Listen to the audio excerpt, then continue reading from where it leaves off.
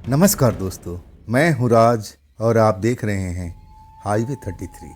तो चलिए दोस्तों, आज मैं आपको लेकर चलता हूँ राजस्थान। ये राजस्थान की कहानी है।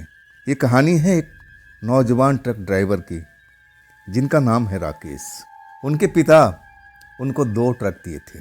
2 ट्रक की जिम्मेदारी राकेश पर थी। अब इसके बाद पिता, जो अब एक तरह से वृद्ध हो चुके थे, घर पर ही रहा करते थे। अब ये राकेश की जिम्मेवारी थी कि उस दोनों ट्रक को आगे बढ़ाएं और मेहनत करें।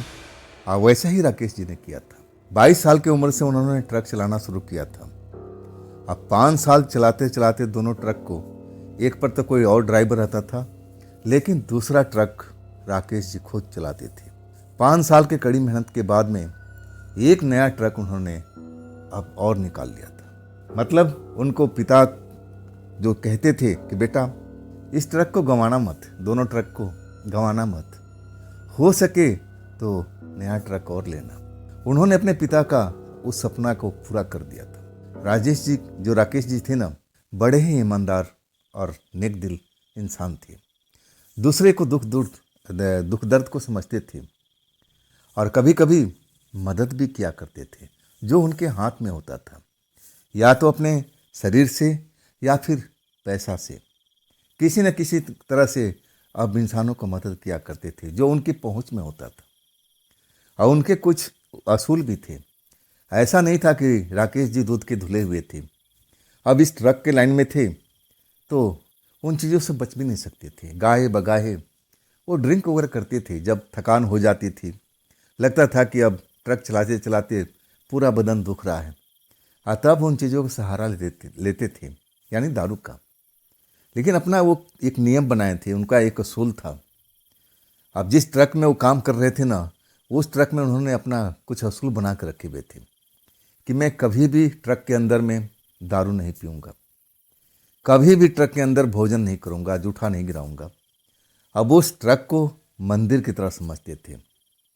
जब उनको पीने की इच्छा होती थी, या तो कोई ढाबा पर, कोई ऐसी जगह पर अपना ट्रक रोकते थे जहाँ पर ज़मीन पर सो जाएं, खाट पर सो जाएं या कोई और जगह पर सो जाएं, लेकिन दारू पी करके ना तो ट्रक में चढ़ते थे, ना ट्रक के अंदर में खाना खाते थे।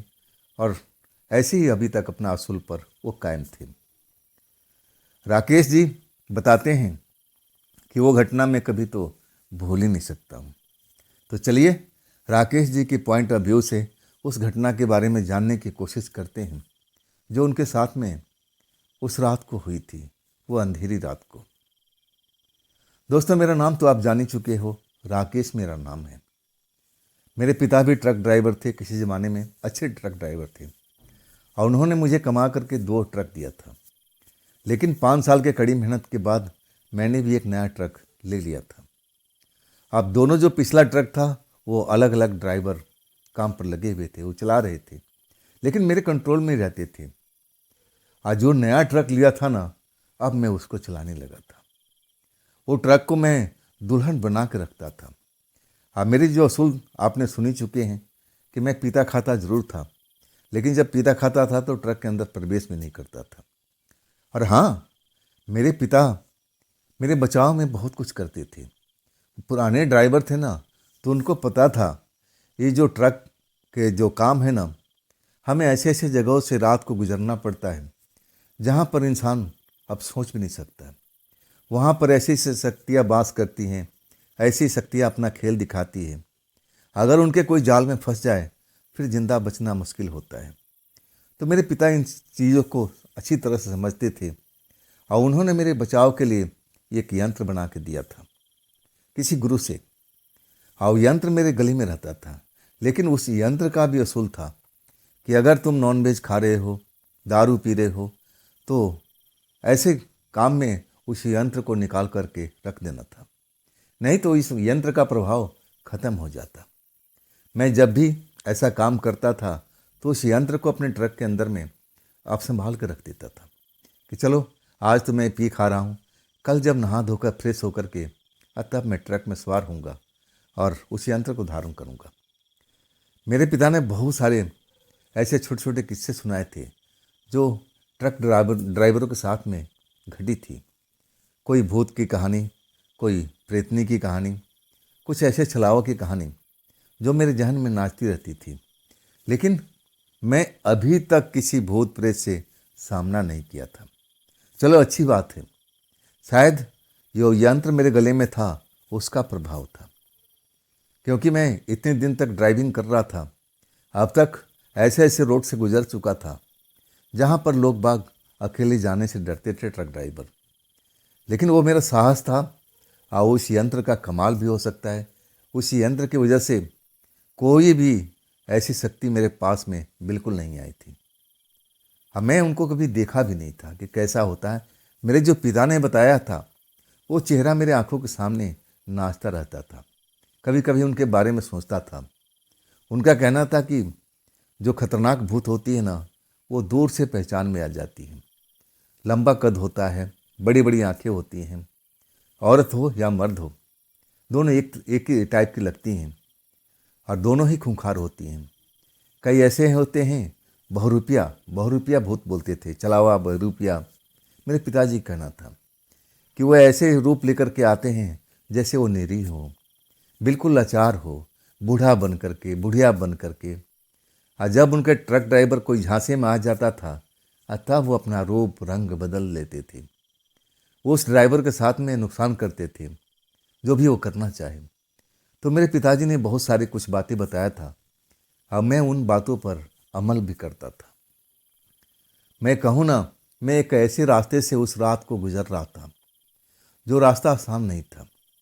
उस रास्ते पर कोई भी ट्रक वाला अकेले गुजरता नहीं था। लेकिन मैं हिम्मती लड़का था, और ऊपर से यंत्र भी हमारे साथ में था। यंत्र का प्रभाव मेरे पास में हमेशा रहता था। तो मैं निश्चित रहता था कि मुझे कोई भूत प्रेत छू भी नहीं पाएगा। लेकिन जब ऐसी चीज़ होनी होती है ना, तो तरह तरह का समस्या अब आगे नज़र आने लगता है। उस समस्या को आप समझ सकते हो, संकेत को समझ सकते हो, तब तो आप उबर सकते हो। अगर आप उस संकेत को नहीं समझ पा रहे हो, तब तो आपके साथ धोखा तो हो ही सकता है, जैसे मेरे साथ में हुआ था। मैं बताया ना कि ऐसे में बिहड़ रास्ते से गुजर रहा था, जिस पर मेरे पिता का कहना था कि उस बिहड़ रास्ते पर अलग अलग जगह कर अलग अलग भूत प्रेत आत्माएं रहा करती हैं। कोई अच्छी भी होती हैं और कोई बहुत बुरी होती हैं। अच्छी आत्माएं लोगों के पास में नहीं आती, लेकिन जो बुरी आत्माएं होती है ना, लोगों को सताने में बहुत मज़ा आता है। जब कोई इंसान रोता है, बिलखता है, और तब उनको लगता है कि मुझे तो बहुत मज़ा आ रहा है। वो और सताती हैं ताकि जो इंसान को पकड़ रखा है और रोए और चिल्लाए, मदद का गुहार लगाए। और उनको तो बहुत आनंद आता है इस चीज़ में, और वो ज़्यादा लोगों को परेशान करती हैं। एक तरह से उनके लिए खेल होता है। हाँ, कभी कभी खेल में वो इंसान को मार भी देती हैं। वो तो उनके लिए खेल होता है। हाँ, जो ड्राइवर अपने जान से हाथ धोता है, उसके परिवार के बारे में सोचिए ना। वो बेचारा ड्राइवर अपने परिवार के लिए जी रहा था, इतना दूर अपने परिवार से अलग था। अब वो अपना मंजिल की तरफ जा रहा था, और अचानक उसके सामने में ऐसा घटना हो जाए, तो सोचिए उसका परिवार जो है ना, बिखर जाता है। लेकिन उन भूत प्रेतों का क्या, उनको तो इस काम में आनंद आता है। अब मैं उस घटना पर आता हूँ। बातें तो बहुत हो चुकी भूत प्रेत के बारे में, लेकिन जो मेरे साथ में वो घटना घटी थी, वो मैं उस घटना पर अब मैं आपको लेके चलता हूँ। मैं ऐसे ही एक रोड पर था। पिता जो मेरे कहते थे कि बेटा, कभी भी रोड पर रात के टाइम में कोई लिफ्ट मांगे, तुम्हें कोई अब बुलाए, आवाज़ दे कि तुम मेरी मदद कर दो, तो भूल करके भी ट्रक मत रोकना। ऐसी जगह पर बिल्कुल ट्रक रोका नहीं जाता है बेटा। अगर तुमने ट्रक रोक दिया तो तुम खतरे में फंस सकते हो। लेकिन ऐसा मेरे साथ में नहीं हुआ था। मैंने किसी को लिफ्ट के लिए नहीं रुका था, ना मैंने किसी की मदद किया था। मैं एक ऐसे जंगली वाले रास्ते से जा रहा था, सुनसान एरिया था, और वहाँ अचानक मेरा ट्रक घरघरा के रुक जाता है। मैं बहुत कोशिश करता हूँ कि ट्रक को स्टार्ट कर दूँ, और वो भी नया ट्रक। कुछ ही महीना पहले मैंने लिया था, और वो ट्रक अचानक उसका इंजन बंद हो जाता है, तो परेशानी तो खड़ी हो जाती है। अब मैं जो भी जानता था, ट्रक का जो भी अनुभव था, मैं सारा अनुभव उस पर मैं खर्च कर देता हूँ, लेकिन बात नहीं बनती है। अब वहाँ पर मैं अब रात का टाइम है, लगभग 1 बज रहा था रात का। मैं घड़ी देखता हूँ और तब मुझे लगता है कि अब तो मुझे किसी का सहायता लेना पड़ेगा। अब मुझे मैकेनिक को बुलाना ही पड़ेगा। साल था 2009 का। उन टाइम में मेरे पास में छोटा वाला कीपैड वाला मोबाइल हुआ करता था। जब ट्रक मेरे से नहीं संभलता है तब मैं अपने पिता को फ़ोन करता हूँ। पिता सारी समस्या सुनते हैं। कहते हैं, बेटा ऐसा कैसे संभव हो सकता है, नया ट्रक है, ऐसा कैसे हो सकता है। लेकिन बीच बीच में सिग्नल जो था ना रुक रहा था, आवाज़ कट रही थी। कभी मेरी आवाज़ उनको नहीं सुनाई पड़ती थी और कभी उनकी मेरी तक आवाज़ नहीं पहुंचती थी। लेकिन जितना मैं था मैं बताने की कोशिश किया।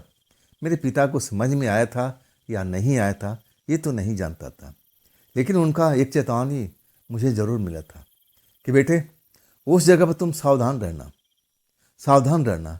और इसके बाद जो हमारे मोबाइल का सिग्नल का टावर टूट जाता है। मैं बहुत कोशिश किया कि मैं बात कर लूँ अपने पिताजी से, लेकिन बात नहीं हो पाती है। मैं अपने यार दोस्तों से फ़ोन करना चाहता हूँ, लेकिन बात फिर भी नहीं हो पाती। टावर रहेगा तब तो, सिग्नल रहेगा तब ना बात हो पाएगी। मैं बड़ा परेशान हो जाता हूँ। मन तो थोड़ा विरक्त हो जाता है जब ऐसे घटना आपके साथ में घटती है। अब मन तो दुखी हो जाता है। अब सोचने लगा कि मैं क्या करूँ। अब तो रात में कोई मदद मिलेगी नहीं, फ़ोन का टावर आ नहीं रहा, तो किसी से बात भी नहीं हो पा रही है। मैं परेशान सा हो गया था। मैं सोचने लगा कि अब मैं क्या करूँ, खाली बैठा हुआ हूँ और मुझे अच्छा भी नहीं लग रहा था। तो मैं सोचने लगा चलो थोड़ा नीचे उतर कर देखते हैं आसपास में क्या है, थोड़ा अब जानने की कोशिश करते हैं। नीचे उतरता हूँ तो मैं देखता हूँ कि थोड़ी दूरी पर सामने पेड़ था, झाड़ियाँ थी, तो झाड़ियों में से प्रकाश दिख नहीं रहा था। जब मैं आगे जाके बढ़ता हूँ तब मुझे एक प्रकाश दिखाई देता है, जैसे एक आगे चल के थोड़ा सा दूरी पर बाएं साइड में कोई घर हो और वहाँ पर रोशनी नज़र आ रही थी। तो मुझे लगा कि मैं कोई ऐसी वीरान जगह पर नहीं हूँ, ये तो घर है, गांव है, आसपास में बस्ती है। मुझे इस जगह पर कोई डरने की आवश्यकता नहीं है। मैं सोचने लगा कि अब तो खाली बैठा हूँ तो करूँ क्या। और ड्रिंक किए हुए काफ़ी दिन हो चुका था। ड्रिंक की बोतल मेरे पास में पड़ी थी, सारा सामान था। ये मौका मुझे बड़ा सही लगा कि छोड़ो ना टेंशन, ये तो चलता रहता है ज़िंदगी में, ये ऐसा चीज़ तो आती रहती है, चलो अपना टेंशन को दूर करते हैं। मैं ट्रक में बताया ना, मैं ट्रक में कभी दारू नहीं पीता था। अब पीने के बाद ट्रक में चढ़ता तक नहीं था, ये मेरा असूल था। ये असूल पर मैं हमेशा कायम रहता था। आज चाहे किसी प्रकार का भोजन हो मैं ट्रक में करता ही नहीं था और ना मैं किसी को करने देता था। मैं सारा सामान लेकर के, मुझे पता चल गया था कि बगल में घर है, बीच में झाड़ियाँ हैं, इसलिए प्रकाश नहीं आ रही है। तो ऐसी जगह पर मैं नहीं हूँ जो वीराना है, सुनसान है। अरे ये तो इलाका रिहायशी है, लोग बाग रहते हैं, जहाँ रोशनी है वहाँ इंसान है। मुझे डर नहीं लगता है, ना कोई टेंशन होती है। मैं सारा सामान तो निकाल लेता हूँ और तब मुझे ध्यान आता है, अरे मेरे गले में यंत्र है, इसका प्रभाव कहीं नष्ट ना हो जाए। उस यंत्र को मैं निकाल करके अपने ट्रक के डैशबोर्ड में संभाल करके रख लेता हूँ कि चलिए आज आप यहाँ पर स्थान ग्रहण कीजिए, कल मैं नहा धो करके फिर आपको अपने गले में धारण करूँगा। इसके बाद मैं आज़ाद था। अब वहाँ कोई रोकने वाला, कोई टोकने वाला कोई था ही नहीं। वैसे मैं किसी की परवाह करता नहीं था। मैं मूडी किस्म का इंसान था, जो मेरे मन में आता था वही करता था। आखिरकार दरी वरी में जो अपना था ट्रक में निकालता हूँ। मेरे पास में एक बैटरी वाला लैंप था, उसमें सेल पर चलता था, वो मैं हमेशा रखता था। वैसे टॉर्च भी थी, लेकिन उस जगह पर मुझे टॉर्च की आवश्यकता नहीं थी। वही बैटरी वाला लैंप को ऑन कर देता हूँ और एक साफ सी जगह पर अपनी दरी बिछाता हूँ और वहाँ पर अपने खाने पीने का जुगाड़ कर लेता हूँ। जब मैं खाना पीना शुरू कर लेता हूँ ना, अब मुझे तब जाकर के थोड़ा टेंशन से आज़ादी मिलती है। नहीं तो मेरा सर थोड़ा दर्द भी कर रहा था, वो सब समझ करके कि नया ट्रक है भाई, कहीं ट्रक में मुझे नुकसान ना हो जाए। यही सब चिंता के मारे सर दर्द स्टार्ट हो चुका था। लेकिन जब 2-3 पैग लेता हूँ ना, तब वो कष्ट मेरा दूर हो जाता है। मैं अच्छा फील करने लगता हूँ, अपने आप को अच्छा महसूस करने लगता हूँ। हाँ, तब मैं तरह तरह की बातें दिमाग में आने लगती है। मैं अपने घर परिवार के बारे में सोचने लगता हूँ। मैं भी सोचता हूँ कि दीदी की शादी जल्दी से हो जाए और इसके बाद मैं अपना भी शादी कर लूँगा, क्योंकि मेरा घर दीदी अभी तक संभाल रही थी। अब वो चली जाएंगी तो मेरे माँ बाप को कौन सेवा करेगा। मैं तो ऐसे ही अब भागता रहता हूँ, ट्रक चलाता रहता हूँ, तो आखिर उनकी देख रेख कौन करेगा। हाँ, ये ज़रूरी भी था। दीदी खुद कहती थी कि भैया तू पहले शादी कर ले, जब भाभी आ जाएंगी तब मेरी शादी करना। लेकिन मैं ऐसा सोचता नहीं था कि ना दीदी, जो असूल बनाया गया था पहले बड़े को शादी और इसके बाद छोटे की शादी। दीदी हंस पड़ती थी। मैं मन ही मन लड़की को चुन चुका था जो मेरे एक रिश्तेदार में थी। हाँ, मैं ऐसी उलूल जुलूल की बातें सोच रहा था। नशे में होने के बाद में ऐसे ही लोग, अब मैं लोगों को तो नहीं बोल सकता, लेकिन जो मुझे मुझे अनुभव हुआ था मैं ऐसा ही सोचा करता था। और ऐसे ही कब तक मैं सोचता रहा, अचानक किसी के रोने की आवाज़ सुनाई पड़ती है, जैसे कोई बूढ़ी औरत, अब उसको साथ में कोई तकलीफ हो गई हो, दुखी हो, या फिर उसके साथ में कुछ अत्याचार हुआ हो। ऐसे ही रोने की आवाज़ सुनाई पड़ती है। तब मेरा ध्यान भंग होता है। मैं कानों में जब आवाज़ सुनता हूँ, अरे किसी के रोने की आवाज़ है, बूढ़ी औरत लग रही है। उसकी रुलाई समझ करके मैं पहचान लेता हूँ। कहाँ है? तो जिधर रोशनी मैंने देखा था, मतलब जिधर घर था, उधर से ही आवाज़ आ रही थी। सच कहूँ ना, तो मैं उस जगह पर जाना नहीं चाहता था, लेकिन नशा में था ना, मैं अपने आप को रोक नहीं पाया। मैं चल देता हूँ। आखिर मामला क्या है भाई? ये बूढ़ी औरत के रोने की आवाज़ आ रही है, क्या हुआ उसके साथ में? चल के देखना चाहिए। और ऐसे काम तो मैं करता रहता था। अब मैं पहुँचता हूँ तो देखता हूँ कि एक बूढ़ी औरत वास्तव में बाहर बैठी हुई है। जिस घर को मैं देखा था उसी घर के बाहर में।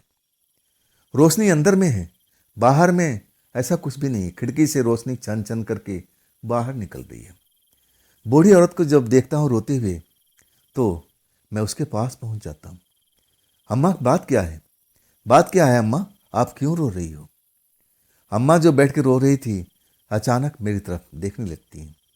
हाँ, कहती है, बेटा बूढ़ों का कोई कदर करता नहीं आजकल। अब नौजवान लड़के हैं ना, वो अपने माँ बाप को कोई फिक्र नहीं करते हैं।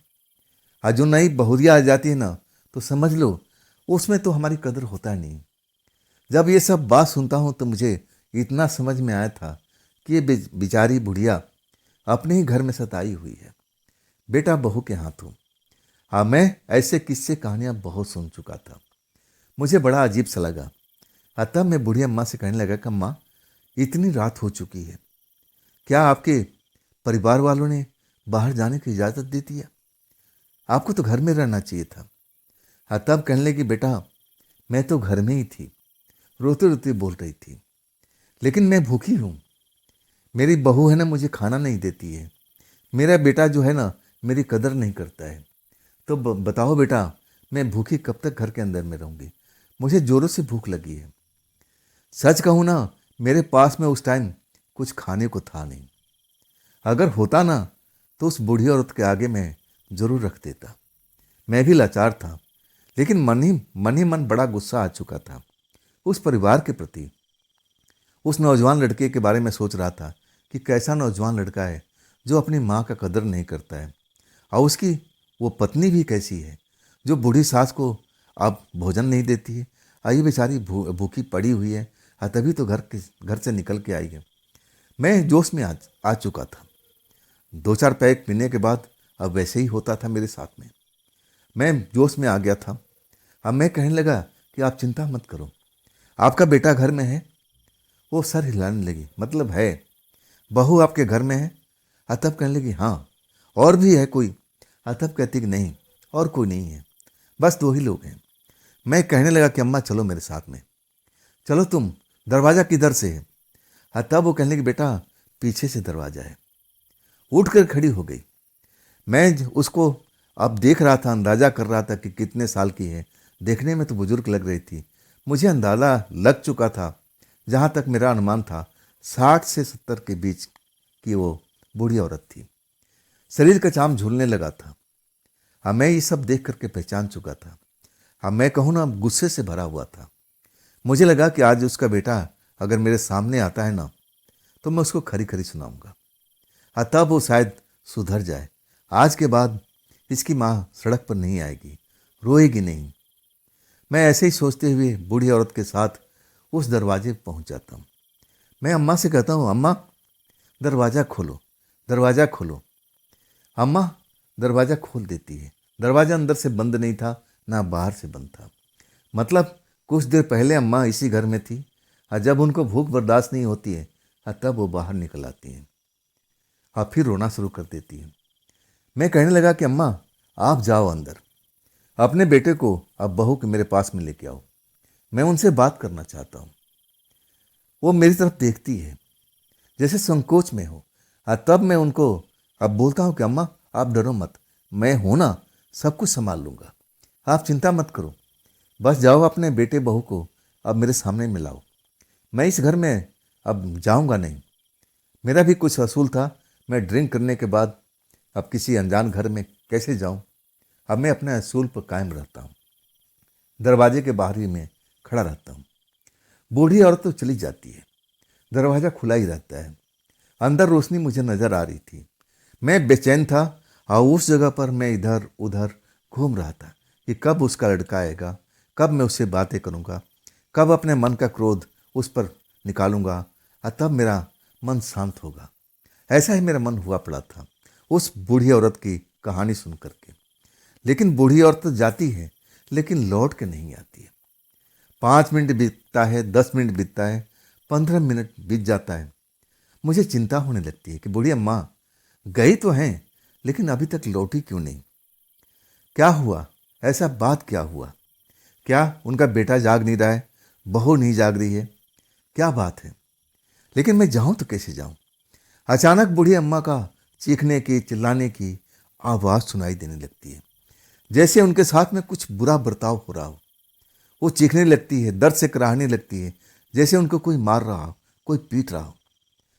मेरा खून खौल जाता है। मैं अपने असूल जो था ना, वो भूल जाता हूँ कि दारू पीने के बाद में किसी के घर में नहीं जाना चाहिए। वो असूल को मैं मुझे कुछ याद ही नहीं रहता है। मैं इतना गुस्से में हो जाता हूँ उस बूढ़ी औरत की आवाज़, उसकी रुलाई, उसकी रुदन सुन करके, उसका चिल्लाना सुन करके कि ज़रूर इसके बेटा बहू इसके साथ में टॉर्चर कर रहे हैं। वो कह रहे होंगे तुम्हें बाहर जाने की क्या ज़रूरत है, तुम्हें अनजान लोगों से बात करने की क्या ज़रूरत है। वो कोस रहे होंगे, उनको और नुकसान पहुंचा रहे होंगे, टॉर्चर कर रहे होंगे। मुझे ऐसा ही लगा था। मैं अपना होश खो देता हूँ एक तरह से गुस्से में।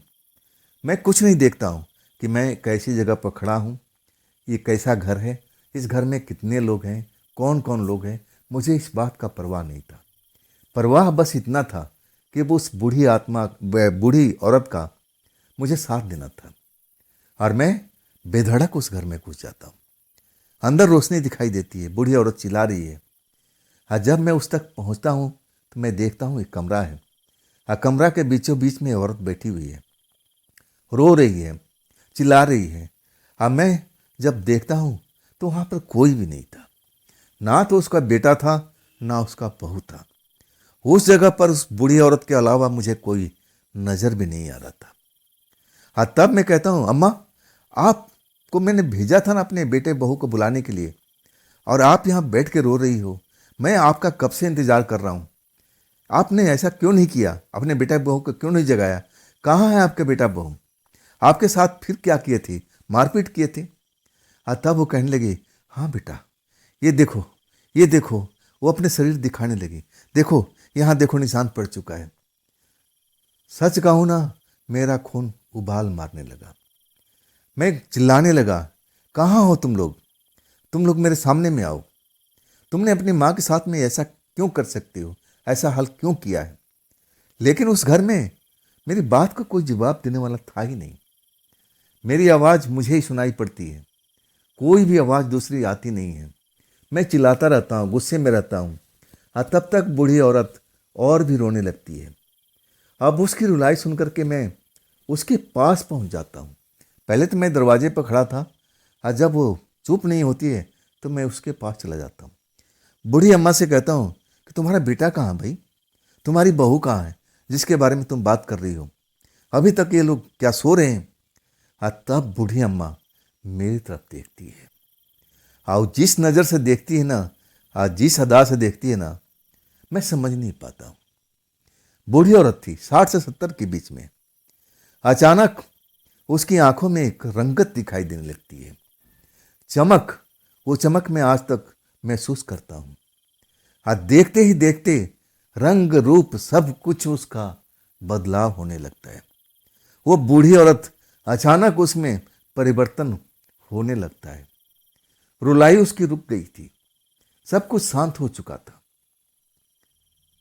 इसके बाद कुछ ही सेकंड लगता है, कुछ ही समय लगता है, कुछ ही पल लगता है, और जब मैं देखता हूं ना, तो मैं दहल जाता हूं। देखता हूं कि वो बूढ़ी औरत ना हो करके एक औरत है। औरत 30 से 35 साल का बीच का। अब मैं उसका अनुमान लगा रहा था।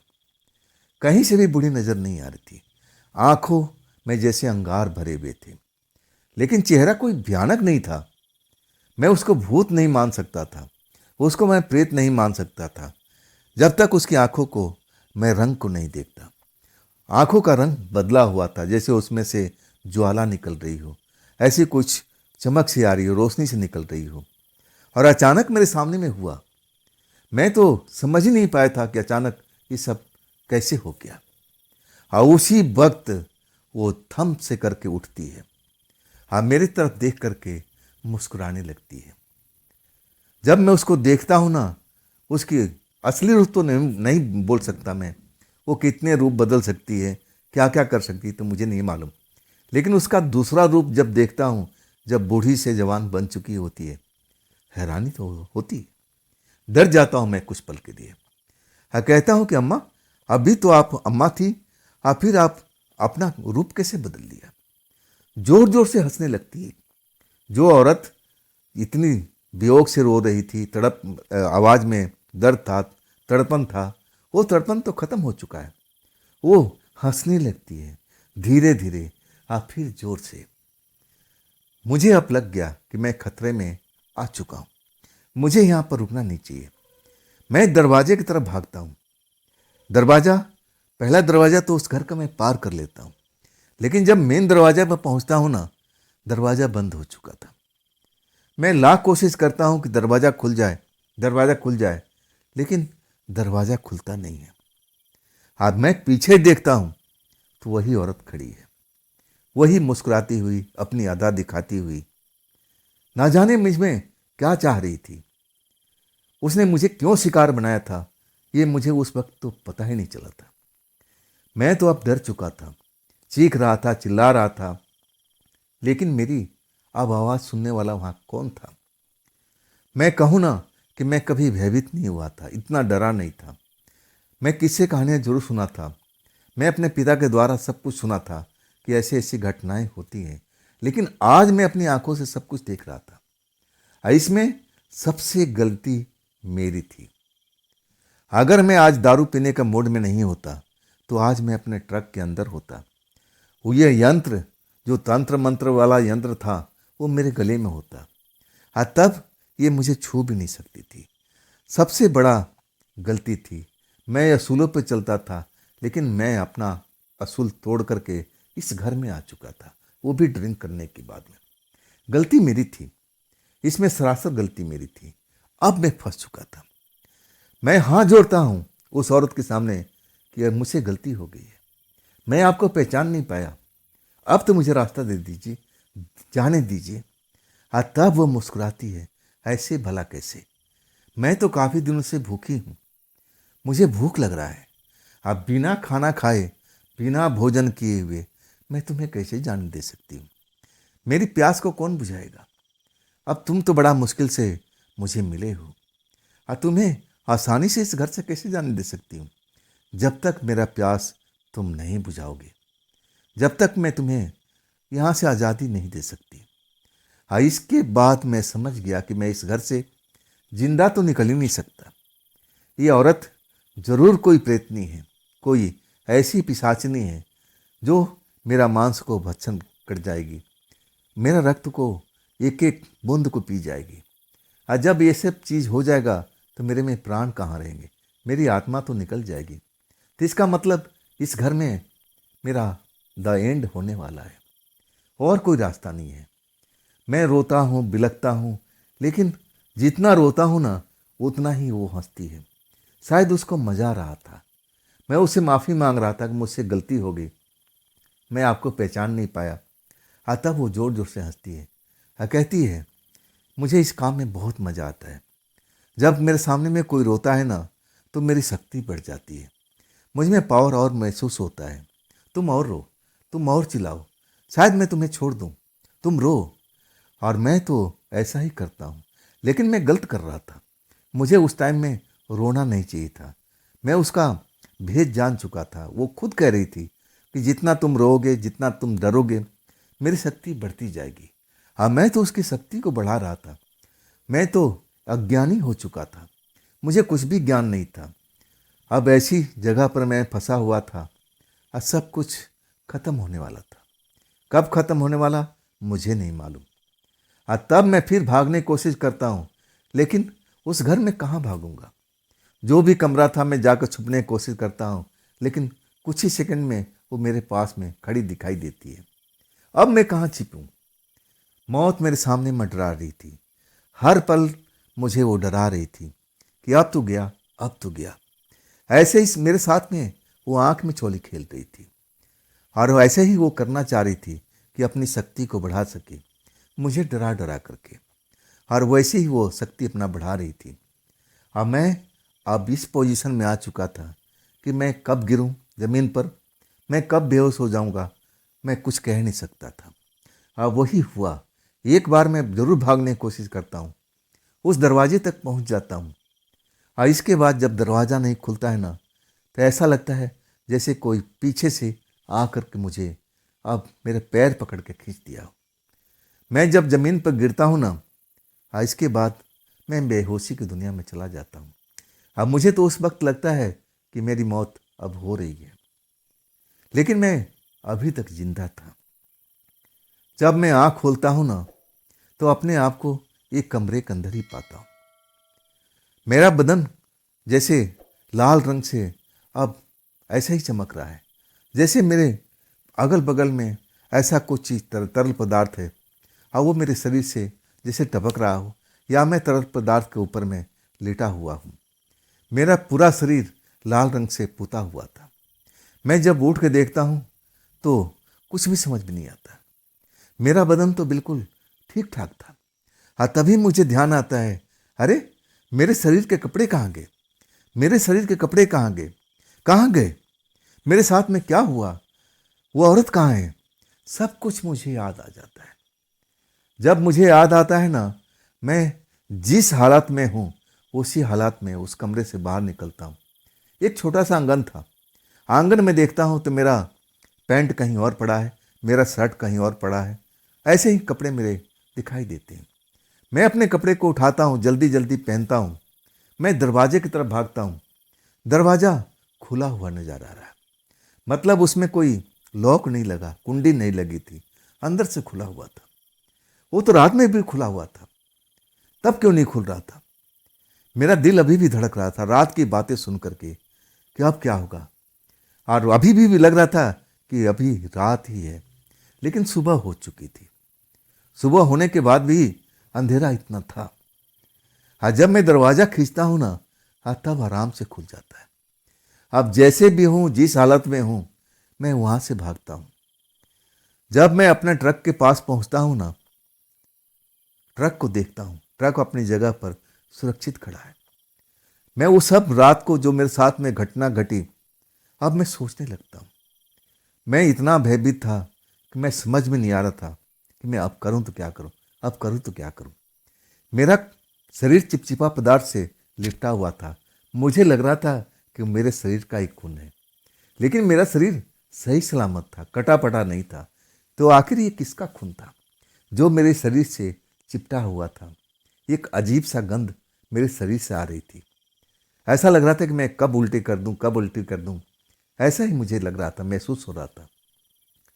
मेरे ट्रक में मैं तो जा नहीं सकता था। ऐसा ही मेरा असूल था। एक असूल तो मैंने तोड़ दिया था, लेकिन अब असूल को मैं तोड़ना नहीं चाहता था। मैं देखने लगा कि आसपास में कोई पानी हो, कुछ ऐसी चीज़ हो जहाँ पर मैं अपने आप को पवित्र कर सकूं। हाँ, तब मैं अपने ट्रक में सवार होऊंगा, उस यंत्र को अपने गले में डालूंगा। हाँ, तब मैं सोचूंगा कि मुझे करना क्या है। आसपास देखने लगता हूँ। हाँ, तब जाकर के मुझे एक जोहड़ पानी का नजर आता है। उसमें भी जलकुंभी भरी होती है, लेकिन मैं जलकुंभी का परवाह नहीं करता हूँ। मुझे लगा कि अपना शरीर तो अब साफ करना ही है। जलकुंभी भरे उस जोहड़ में यानी तालाब में मैं उतर जाता हूँ। पूरा शरीर मल मल कर पवित्र करता हूँ, धोता हूँ। और तब मैं निकलता हूँ। जब मैं अपने ट्रक में दरवाज़ा खोलता हूँ, आज जब मैं अंदर पहुँचता हूँ, तब तक मुझे डर लग रहा था। आज जब तक मैं यंत्र को अपने गले में धारण नहीं करता हूँ, मुझे डर से मुक्ति नहीं मिलती है। लेकिन जैसे ही यंत्र गले में पहनता हूँ, वो डर लग तो रहा था, लेकिन बहुत कम हो चुका था। मुझे लगा कि मेरे साथ बहुत धोखा हुआ है, लेकिन मेरी जान बच गई है। वो जरूर ऐसी ही प्रेतात्मा थी जो अपना रंग रूप सब कुछ बदल सकती थी। वो कोई भी भेष धारण कर सकती थी। इसके बारे में मुझे ज़्यादा जानकारी नहीं थी, लेकिन मेरे पिता ने बताया था कि ऐसी भी प्रेतात्मा होती है जो अपना रूप रंग को बदल सकती है, कुछ भी बन सकती थी, लेकिन विस्तार से नहीं बताए थे। लेकिन अपनी आंखों से आज मैंने देख लिया था। गुस्सा तो था, डर तो निकल चुका था, और उस यंत्र में शक्ति थी, पावर था। मुझे लगने लगा कि जो कुछ हुआ ये सब मेरी ही गलती थी। मैं अब क्या करूं? मैं अपना मोबाइल निकालता हूं, कीपैड वाला। जब उसको देखता हूं तो उसमें बैटरी बिल्कुल साफ हो चुकी थी। बैटरी था ही नहीं उसमें। मैं चार्जिंग लगाता हूं और फिर मैं सोचता हूं कि चलो एक बार ट्रक को स्टार्ट करके देख लिया जाए। जैसे ही ट्रक के स्टार्ट करता हूं ना, एक दो बार तो सेल्फ जरूर लेता हूं, और तीसरी बार में ट्रक मस्त स्टार्ट हो जाता है। जैसे ट्रक में कोई खराबी ना हो, कोई इंजन में कोई दिक्कत ना हो। आश्चर्य तो जरूर होता है, लेकिन पिता की कही हुई बातें मुझे याद आने लगती हैं कि कुछ ऐसी शक्तियाँ होती हैं जो दूर से प्रभाव छोड़ देती हैं, और उस प्रभाव में जो चपेटे में आ गया वो नुकसान तो उठाता है। कहीं उसका प्रभाव से मेरा ट्रक का इंजन तो बंद नहीं हो गया, और उसके प्रभाव से मैं चपेटे में नहीं आया, क्योंकि मैंने यंत्र धारण कर रखा था। लेकिन मेरा ट्रक जरूर प्रभावित हुआ था। मतलब उसकी जो विद्या थी, जो शक्ति थी उसके पास में, उसने ही मेरे ट्रक को खराब किया था। इस लालच में कि वो मेरा खून पी सके। क्या पता वो मेरा खून पिया कि नहीं पिया। वो सारा खून किसका था जिसके ऊपर मैं लेटा हुआ था। मुझे घृणा भी हो रही थी अपने आप से, सब कुछ देखने के बाद। लेकिन अब समय था वहाँ से चलने का, और वो ही करता हूँ मैं। रास्ते भर में चलता तो रहता हूँ, लेकिन मेरा ध्यान उसी जगह पर रहती है। कितनी बुढ़िया थी देखने में, बिल्कुल बेसहारा थी, और ऐसा कहानी बताया था कि उस कहानी में मैं बिल्कुल फंस गया था। और उसके बाद अपना रंग ढंग सब कुछ बदल देती है। वो बूढ़ी से जवान हो जाती है। अब मेरे साथ में उसने क्या किया होगा मुझे कुछ भी नहीं पता था, लेकिन इतना जानता था कि उसने मुझे आसानी से छोड़ा नहीं होगा, जैसा वो कह रही थी। और डर से अपना पावर जरूर बढ़ाई होगी। जितना मैं डरता था, जितना उसके सामने रोता था, गिड़गिड़ाता था, उसकी शक्ति तो जरूर बढ़ती होगी। मेरे पिता का भी ऐसा कहना था कि कुछ प्रेतात्माएं लोगों से पावर लेती है, उनको डरा करके, उनको धमका करके, और जितना वो डरते हैं उतनी वो एनर्जी उनको ज़्यादा मिलने लगती है। और आखिरकार मैं एक ऐसे ढाबा पर ट्रक रोकता हूँ जहाँ पर कुछ ट्रक वाले भी बैठे थे। हाँ, मैं वहाँ जाता हूँ, लेकिन इस बात को मैं शेयर नहीं करता हूँ। मैं इस बात को अपने दिल में छिपा कर रखता हूँ कि शेयर करूँगा अपने पिता के पास में, और किसी को नहीं। आखिरकार वो यात्रा मेरी समाप्त होती है। आज जब मैं घर लौटता हूँ, अब पूरा कहानी अपने पिता को बताता हूँ, बिना कोई लाग लपेट का। हम जब मेरी कहानी पिता सुनते हैं ना, तब मेरी तरफ देखने लगते हैं। कहते हैं अपना कपड़ा उतार, मुझे देखने दे, तेरा शरीर मैं चेक करूँगा। मैं पिता के सामने ऐसे ही था, मैं पूरा कपड़ा उतार देता हूँ, शर्माता नहीं हूँ। पिता मेरे पूरे बदन को देखते हैं। कहते हैं भगवान का शुक्र है कि तेरे साथ में ऐसा कुछ नहीं हुआ है। वो प्रेतात्मा जरूर थी, तेरे साथ उसने कुछ किया है जो मैं बता नहीं सकता है, और ना मैं उसको तेरे को बताना चाहता हूँ। लेकिन उसने तुझे जिंदा छोड़ दिया और उसका प्रभाव तेरे ऊपर में भी नहीं है। लेकिन आगे से ऐसी गलती कभी मत करना। ये भी एक तरह का छल है जो दूर से प्रेतात्माएं कर लेती हैं, और काफ़ी लोग उसके छल में फंस जाते हैं। उसमें इतनी शक्ति होती है कि किसी भी ट्रक को, किसी भी ऐसी शक्ति को बंद कर सकती है, चीज़ को बंद कर सकती है। हाँ, तुम्हारे साथ उसने ऐसा ही खेल खेला था। मुझे तो लगता है कि मोबाइल फ़ोन जो आवाज़ रुक रुक के आ रही थी उसका ही काम था, ताकि मैं अपने पिता से सही हालात बता ना सकूं। ऐसा ही चाहती थी। आखिरकार जब पिता बता देते हैं अतः मुझे थोड़ा चैन मिलता है। लेकिन वो बातें मुझे आज भी याद है अच्छी तरह से। आखिर उसने मेरे साथ में उस रात में किया क्या था। तो दोस्तों, ये थी आज की कहानी। ये कहानी आपको कैसी लगी कमेंट में ज़रूर बताइएगा। हाँ दोस्तों, अगर आपके पास भी ऐसी कोई कहानी है, कोई घटना है जो आप मुझे बताना चाहते हो, तो आप मुझे इंस्टाग्राम पर मेरे व्हाट्सएप नंबर पर ज़रूर शेयर कीजिएगा। हाँ दोस्तों, ये भी चैनल आप ही का है, तो इसको भी अपना प्यार दीजिए, दुलार दीजिए, लाइक कीजिए, सब्सक्राइब कीजिए, अपने दोस्तों को शेयर भी कीजिए और हाइप वाले बटन को ज़रूर दबाइएगा। तो दोस्तों, कल हम फिर मिलते हैं एक नई कहानी के साथ, एक नई घटना के साथ, इसी चैनल पर। आप लोग अपना ख्याल रखिएगा। नमस्कार।